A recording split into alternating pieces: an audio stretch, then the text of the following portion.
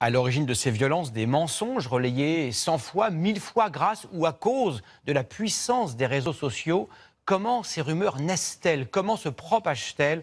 Thibaut Malandrin et Annie Bazar. La rumeur, ce bruissement, ce racontard, cette histoire contient d'X, qui le tient d'Y, qui a entendu Z en parler. Comment naissent-elles et se propagent-elles?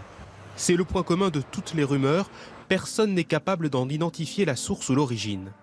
Un mensonge ou une parole en l'air, amplifiée et propagée.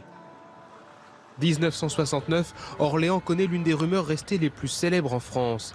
Des femmes auraient disparu. Les cabines d'essayage de plusieurs magasins seraient en fait des pièges pour les clientes qui seraient droguées, enlevées et livrées à un réseau de prostitution via un sous-marin qui remonte la Loire.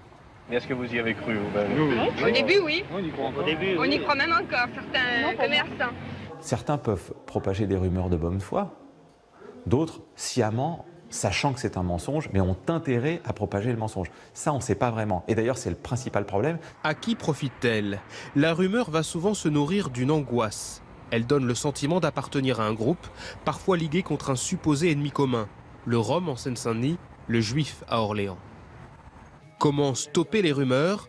Impossible. Elles n'ont pas de frontières ni géographiques ni temporelles, avec un effet amplificateur, Internet. Internet facilite la circulation de la rumeur, c'est évident, ça l'accélère. Deuxièmement, ça permet aussi des traductions très rapides. Il y a beaucoup de rumeurs qui sont traduites en allemand. Par exemple, la rumeur sur les enlèvements d'enfants, on la retrouve en Allemagne, on la retrouve en Belgique, on la retrouve aux États-Unis, on la retrouve partout. Mais le web permet aussi de retrouver plus facilement l'origine d'une rumeur et donc d'en vérifier l'authenticité.